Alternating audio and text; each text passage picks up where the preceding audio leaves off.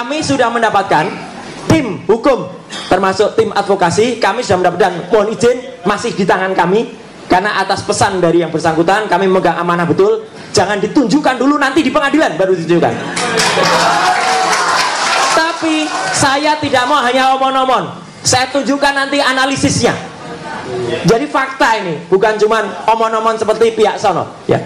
Ada 5 bendel, sekali lagi, ada 5 bendel ijazah plus transkrip nilai asli dari UGM, Universitas Gajah Mada, bukan UPP, Universitas Pasar Pojok Pramuka, ya, yang diserahkan secara baik, berjiwa nasionalis oleh kakak-kakak kelas saya, karena saya angkatan saya lulus 91, beliau itu angkatan 85, dan tidak hanya dari Fakultas Kehutanan, ada juga fakultas lain, tapi tahunnya sama, lulus 85, semuanya asli. Dan apa bedanya? Ternyata perbedaannya sangat tajam dengan yang disebut ijazah miliknya Joko Widodo. Apa ketajamannya? Ini baru saya katakan. Assalamualaikum warahmatullahi wabarakatuh. Sobat RH sekalian, jumpa lagi kita di channel yang keren ini. Keren, cadas. Ya, sobat era sekalian, ada 2 hal yang ingin saya garis bawahi. Pertama, ya, terkait dengan ngomong-ngomong kotak-kotak. Luar biasa juga ya. Jadi saudara sekalian, apa tadi saya mau bilang dua hal tadinya, terus saya terdistrak. Oke. Tapi yang jelas lawyer Suryo mengatakan tidak dapat ditingkatkan ke penyidikan.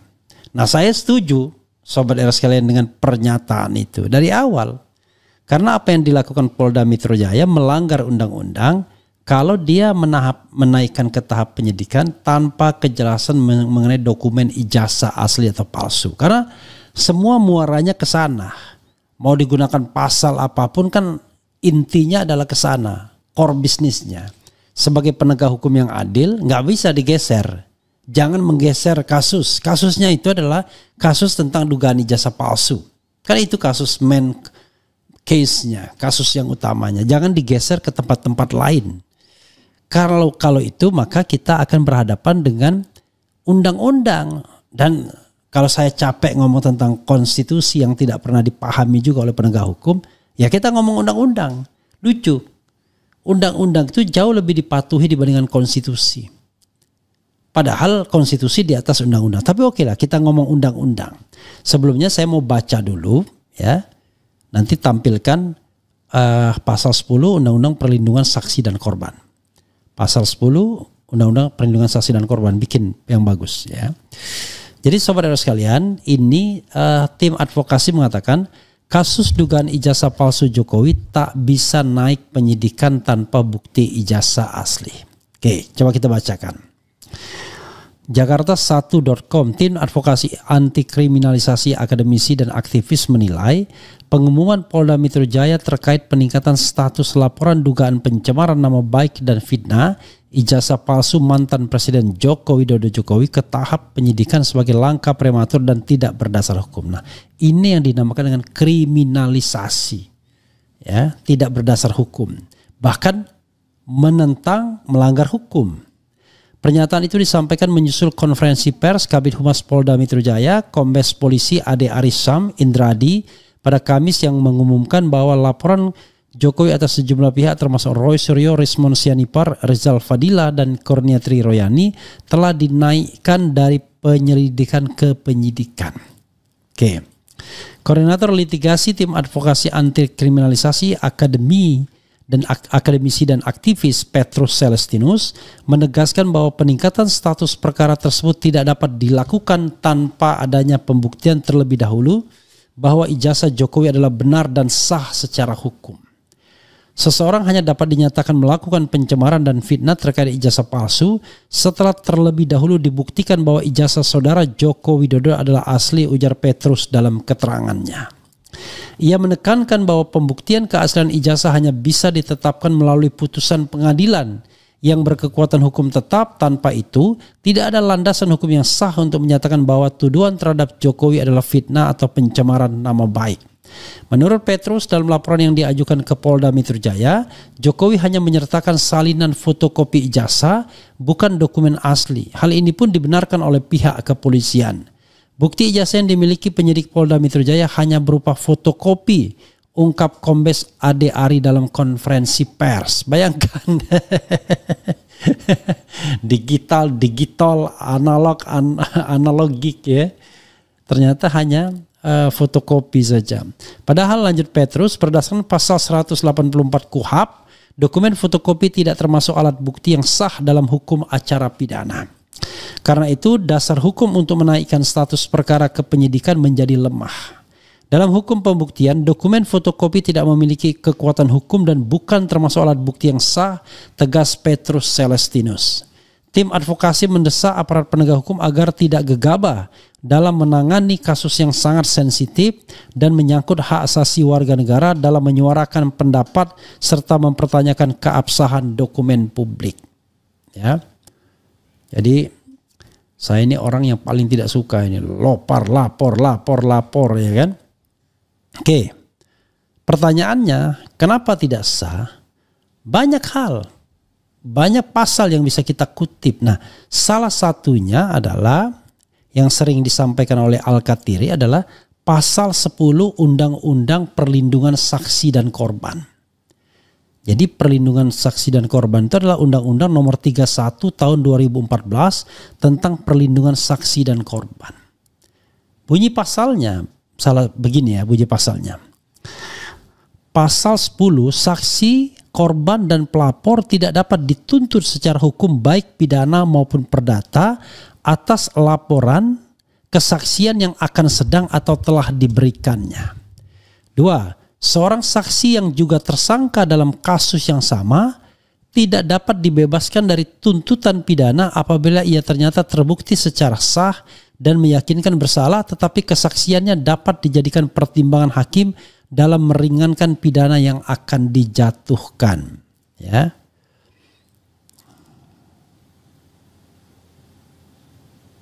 Kemudian 3, ketentuan sebagaimana dimaksud pada ayat 1 tidak berlaku terhadap saksi, korban dan pelapor yang memberikan keterangan tidak dengan itikat baik.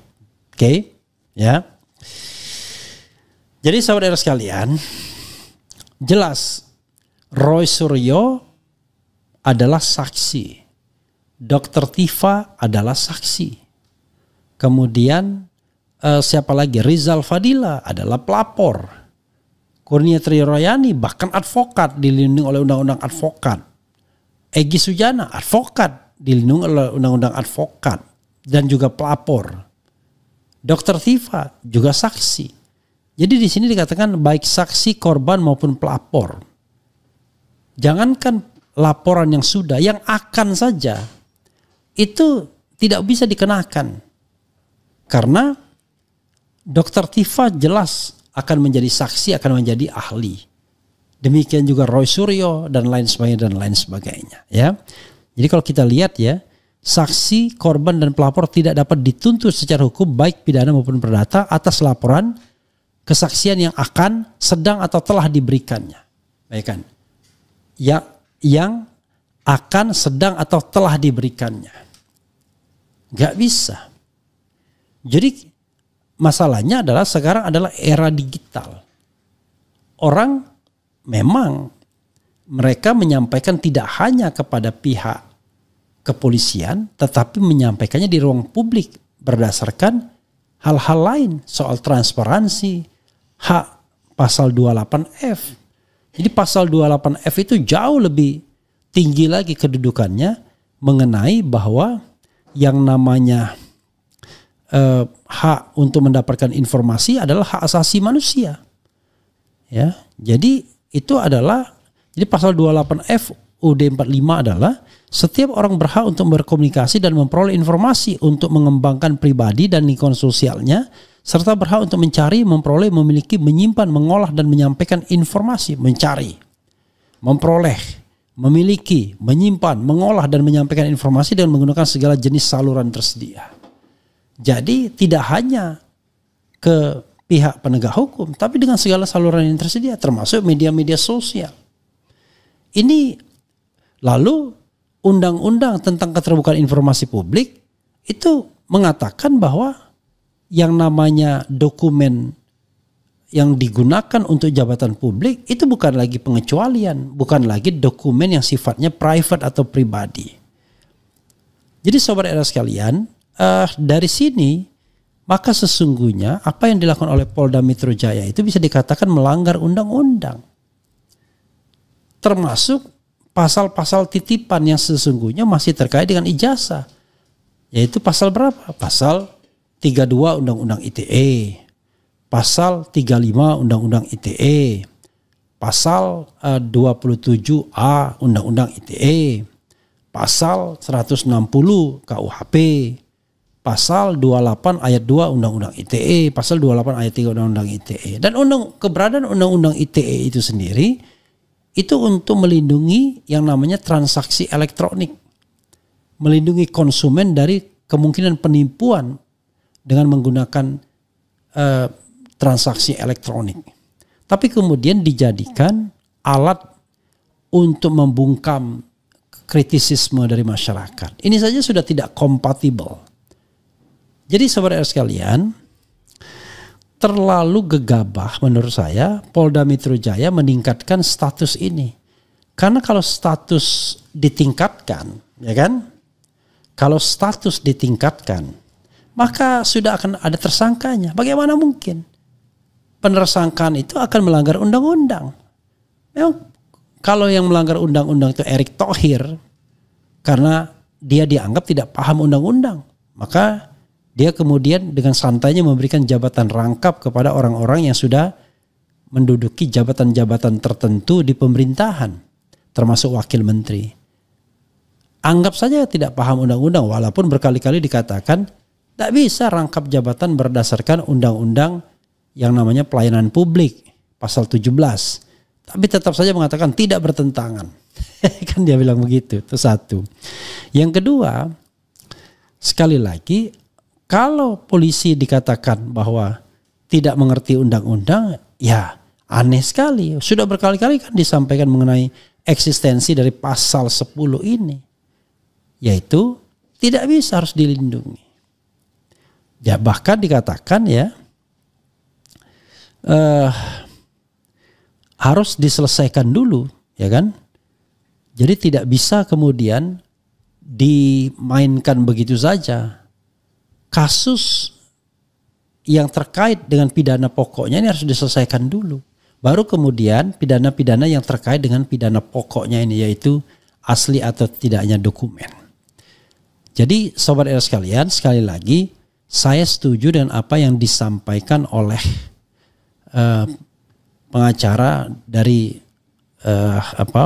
Roy Suryo dan kawan-kawan ini. Jadi bukan karena subjektivitas, tapi secara objektif memang begitu. Kita tidak bisa mengatakan lain. Kan dari dulu selalu permasalahannya adalah ketika ada hal-hal yang bersifat yang bersifat ujaran kebencian, yang bersifat fitnah, yang pencemaran nama baik, ketika itu dikenakan kepada pejabat, maka sangat kentara betul adalah upaya untuk melindungi sang pejabat. Itu yang terasa tidak fair jadinya, sobat era sekalian. Ya, itu yang kemudian menjadi sangat tidak fair. Ya. Oke, sobat era sekalian. Jadi sekali lagi harus diselesaikan terlebih dahulu kasusnya, barulah kemudian bisa dikenakan apakah ada yang namanya apa istilahnya ya, ada yang namanya ujaran kebencian, ada yang namanya apa saja yang terkait pencemaran kalau kasusnya sudah diselesaikan. Tapi kalau kasusnya belum diselesaikan, ya mana bisa kita kemudian mengatakan bahwa telah terjadi apa istilahnya, pencemaran nama baik dan lain sebagainya. Begitu sobat RH sekalian. Coba saya penasaran dengan ada tambahan pasal kali ya. Apalagi ya, coba kita lihat ada perubahannya nih ya. Jadi oke, pasal 10 kelihatannya tidak menggunakan pasal saya harus membacakan pasalnya. Sepertinya pasal yang disampaikan ke saya tadi adalah pasal yang undang-undang lama. Gunakan undang-undang 31 tahun 2000, pasal 31 tahun 2014 bro. Jangan Jadi ayat satunya adalah saksi, korban, saksi pelaku dan atau pelapor tidak dapat dituntut secara hukum baik pidana maupun perdata atas kesaksian dan atau laporan yang akan, sedang atau telah diberikannya, kecuali kesaksian atau laporan tersebut diberikan tidak dengan itikat baik. Itu bunyinya yang baru ya. Ini saya harus mengubah lagi nih.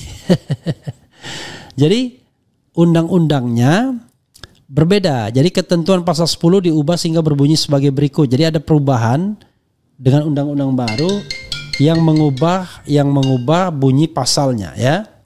Oke. Ini ada perubahan dan ini perubahannya signifikan sobat era sekalian ya. Ini harus tadi kutipan yang diberikan staf saya keliru itu. Oke. Ya, jadi yang benar itu adalah ini pasal 10-nya. Yang benar adalah gini.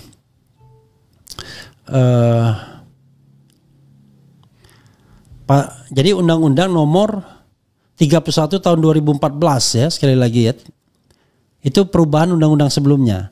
Jadi ayat satunya pasal 10 ayat 1, saksi, korban, saksi pelaku dan atau pelapor tidak dapat dituntut secara hukum baik pidana maupun perdata atas kesaksian dan atau laporan yang akan, sedang atau telah diberikannya, kecuali kesaksian atau laporan tersebut diberikan tidak dengan itikat baik. Itu satu.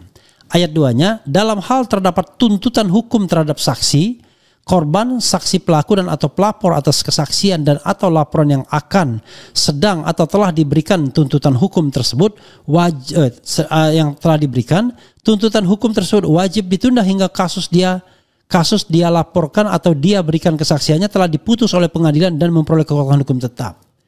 Jadi jelas saudara sekalian.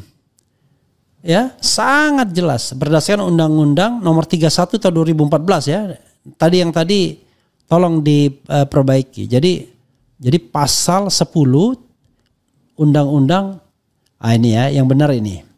Jadi saudara sekalian, sekali lagi berdasarkan undang-undang ini ya, sekali lagi Undang-Undang 31 2014 pasal 10, maka kalau ada tuntutan seperti ini diselesaikan dulu kasus ijazah aslinya. Udah jelas. Gimana coba? Anda nggak bisa misalnya apa istilahnya? Wah, ini harus ke lembaga perlindungan saksi dan korban itu sesungguhnya, ya. Oke, saudara sekalian, ini menarik, ya. Walaupun kadang-kadang pejabat publik sekarang ini banyak yang sontoloyo. Komnas HAM bukan melindungi bukan melindungi hak asasi warga negara, tapi berasik masuk dengan penegak hukum misalnya. Kemudian Kompolnas bukannya mengawasi kepolisian, itu malah mengendorse kepolisian. Kemudian apa lagi? Nah, coba kita lihat lembaga perlindungan saksi dan korban. Begitu ya, sobat era sekalian. Itu sobat era sekalian yang harus kita pahami ya, yang harus kita pahami. Coba kita bacakan komentar sobat RH sekalian terkait dengan hal ini.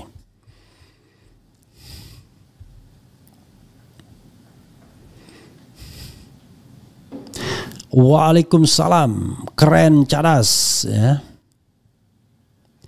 Kemudian keren, cadas, menyala Abang Refli Harun ya, harum dan mewangi. Bagaimanapun ternak Mulyono yang bayaran masih berkeliaran di mana-mana. Lanjut Mas Suryo CS, tetap semangat agar terang benderang kasus ijazah palsu ini. Jadi kita cicil saja. Dengan satu undang-undang saja itu sudah batal yang namanya proses di Polda Metro Jaya. Harus ditunda. Harus selesai dulu, dan sepanjang tidak ada putusan pengadilan yang berkekuatan hukum tetap yang menyatakan ijazah Jokowi asli, maka tidak akan ada yang namanya tuntutan terhadap asli dan tidaknya. ijazah tersebut atau pidana. Makanya coba yang namanya pengadilan perdata kemarin lakukan terobosan hukum. Buktikan ijazahnya palsu atau tidak. Lalu yang lain ya sudah tidak usah kabulkan soal ganti rugi dan lain sebagainya. Cukup pernyataan bahwa dinyatakan asli atau tidak. Kan begitu dengan konsekuensi-konsekuensi yang barangkali measurable, yang terukur ya. Nah sekarang orang mau ditersangkakan tapi ijazah tidak pernah dibuktikan. Oke. Kemudian Prabowo ini pro rakyat atau pro Jokowi? Kenapa Bareskrim Polda tidak lidik dan sidik OSIS CRP yang lebih merendahkan Jokowi serendah-rendahnya? Sebaiknya Jokowi mengaku dan minta maaf saja. Polisi kalau nekat kriminalisasi Pak Rismon dan kawan-kawan, bukti dokumen-dokumen ijazah asli angkatan 85 mungkin akan dibuka dan itu akan sangat telak ijazah Jokowi adalah palsu. Apa kabar PIK 2 dibalik gonjang-ganjing ijazah palsu ya? Problemnya Jokowi tidak akan menunjukkan ijazahnya jika diminta oleh pengadilan. Dan pengadilan di negeri ini mengatakan tidak berwenang untuk menindaklanjuti gugatan ijazah palsu Jokowi. Kacau dah. Yang menghasut itu termul, pernyataan identik dihasut jadi asli. UGM meyakini dihasut jadi asli. Menegakkan hukum era Jokowi emang masih kental banget. Hati-hati sama Jokowi, sebentar lagi dia bakal kabur. Apa maksudnya ini? Kalau hanya fotokopi yang dimiliki polisi berarti Kompolnas pembohong juga. Penerapan hukum di Indonesia jadi rusak hanya karena seseorang yang keras kepala yang kelakuannya bohong gak ada henti. Ya saya tidak habis pikir ya, orang seperti Arianto Sutadi itu emang dia tidak melihat tuh fenomena Kasmujo yang jelas-jelas telak berbohong Jokowinya. Malah yang dibilang bohong Rosuryo. Kita bingung jadinya. Kalau saya jadi Jokowi sih bakal mengaku saja ijazah palsu dan minta maaf. Lalu tumbalkan Dian Sandi dan KPU. Soalnya nggak bisa dipungkiri lagi ijazah Anda semua sudah tahu kepalsuannya. Jika Polri menggunakan nalar manusia maka kasus ijazah palsu Jokowi diselesaikan dulu. Kan negara ini milik Jokowi dan parcok pegawainya Jokowi dan digaji Jokowi. Jadi suka-suka mereka dong. Hehehe kacau. Nggak setuju pindah aja lah kau, kata Opung Luhut. Ya, Opung Lutut. Yang menimbulkan keresahan dan kekacauan itu adalah Jokowi ya.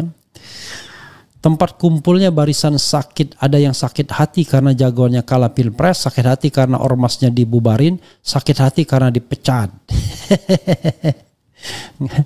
Aduh ampun dah. Jokowi memaksa pendumas untuk jadi tersangka. Kalau kata RG, Jokowi umpankan ijazahnya untuk perkarakan orang. Ijazah Jokowi lebih sensitif daripada korupsi padahal kerugian negara gede banget. Yang jelas bagi Jokowi dan ternak-ternaknya semua yang menyangkut ijazahnya palsunya Jokowi wajib dipenjara. Tempat melihat bukti-bukti otentik yang ada itu pokok utama. Saya emak usia 65 ya. Tapi saya yakin ijazah Jokowi palsu. Bukan ijazahnya diselesaikan, malah mau bikin tersangka orang-orang. Aneh bin ajaib Bang RH. Ya, bayangkan. Jadi dasarnya apa menersangkakan orang? Kan pasalnya jadi ngarang, dikarang-karang jadinya. Kita kan harusnya yang jelas, jangan dikarang-karang. Kalau main karang-karangan ya kita jadi karangan bebas jadinya ya. Parcok juga manusia biasa, bukan malaikat. Bayar. Bagaimana bisa segegabah itu? Dari dulu sampai sekarang jurusan teknologi kayu tak ada di UGM. Bagaimana mungkin ijazahnya asli? Itu juga ada kebohongan juga. Oke lah, itu nggak anggap saja dia bukan kebohongan tapi keselio lidah. Yang jelas Kasmujo itu bohong sekali. Masa Anda coba saya jadi penasaran, keluarkan lagi Kasmujo biar orang tahu pada ingat bahwa ada Kasmujo. Kemudian ada pengakuan Jokowi sendiri bahwa Kasmujo bukan dosen pembimbing skripsinya. Nggak mungkin orang lupa dengan dosen pembimbing skripsi. Jadi kalau introduksinya saya ingat betul, ya benar pastinya. Nanti kasih kode kalau sudah ya. Lagi, Bang, nggak ikut ke pengadilan menyaksikan langsung sidang Pak Tom. Belum putusan ya, nanti pas putusan saja ya, pas putusan. Susah menegakkan hukum karena hukum masih memihak penguasa. Kemudian Parcok seperti pengennya hanya pidana ke pidana lagi. Jika itu dilakukan oleh sesama mereka, upaya penyelamatan luar biasa sekali. Ya, itu yang dilakukan terhadap Sambo ya. Kemudian yang tidak sakit hati melihat kondisi seperti ini hanyalah penjilat dan pengkhianat. Kalau benar Jokowi Mulyono punya ijazah dan asli, perlihatkan aja ijazahnya dan gak usah pakai pengacara segala. Kasmujo bakal dituduh. Kemudian Jokowi nggak punya ijazah, kalaupun ada pasti 1000% pasti palsu. Kalau ijazah Jokowi terbukti asli, saya siap dihukum mati. Luar biasa nih orang. Bang, apa lagi ya? Kalaupun emang asli foto ijazah Jokowi, berarti developers aplikasi yang harus dituntut. Kenapa sampai bisa menghasilkan hasil not match pada saat ada yang membandingkan foto Jokowi di ijazah dengan foto Jokowi real? Sudah ya. Oke, silakan coba lihat lagi soal Kasmujo itu yang bohong. Yang pertama saya ingin menyampaikan penghargaan yang setinggi-tingginya kepada dosen pembimbing saya, Bapak Kasmujo. Tadi ada tadi. Ke depan Pak Kasmujo.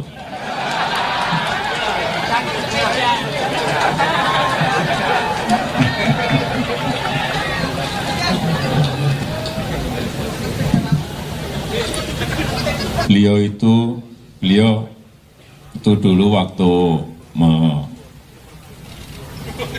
membimbing saya, seingat saya galak sekali.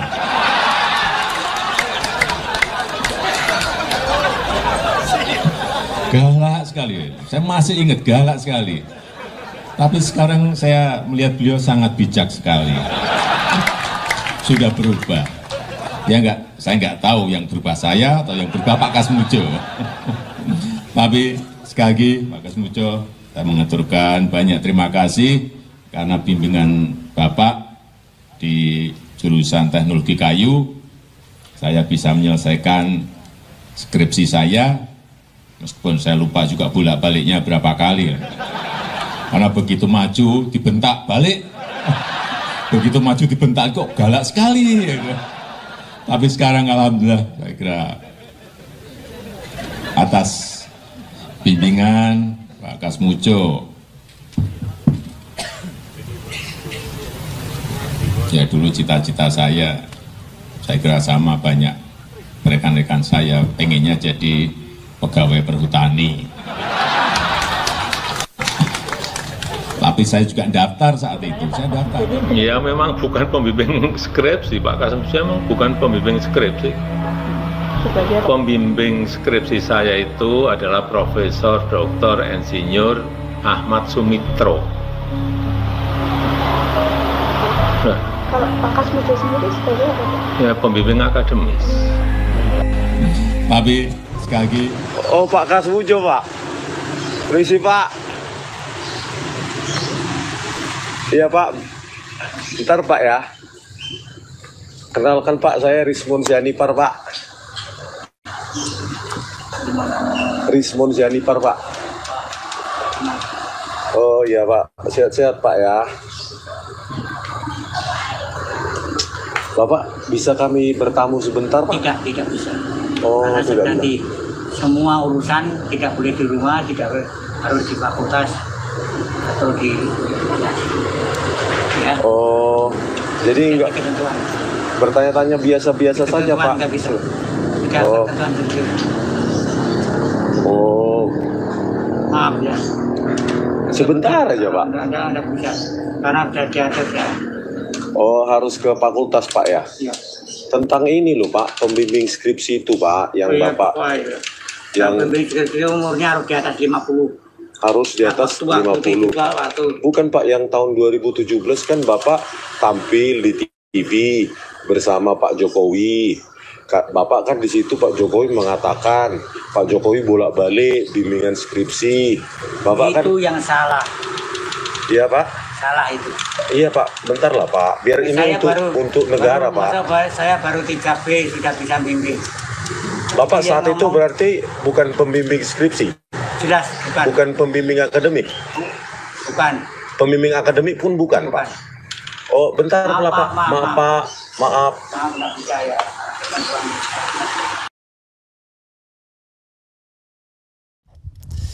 Nah, saudara sekalian, ya itu yang namanya yang bohong itu. Tunjukkan atau bilang bahwa video ini fake gitu. Kan nggak ada bantahan bahwa video itu. Pertama, video itu resmi, yang pertama, yang kedua dibikin atau interview Pak Jokowi sendiri, yang ketiga dibuat respon. Nggak ada yang fake informasinya. Informasinya benar semua.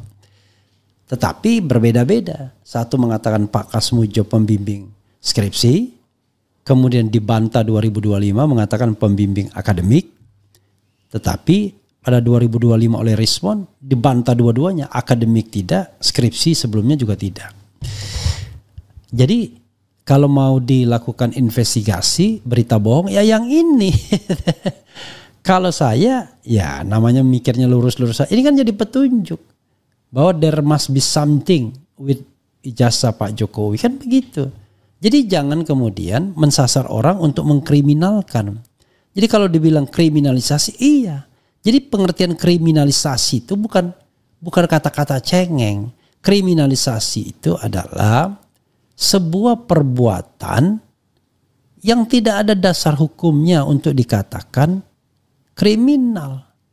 Lah ini perbuatan atau tidak ada perbuatannya yang bisa dikatakan itu adalah perbuatan atau sebuah tindak pidana. Atau katakanlah dia tidak melakukan tindak pidana tetapi dijadikan tersangka. Nah itu kriminalisasi namanya. Atau diproses untuk menjadi tersangka dalam proses penyelidikan. Gak ada tindak pidananya. Sementara untuk Pak Jokowi tindak pidananya itu cetowelo-welo, jelas tindak pidananya.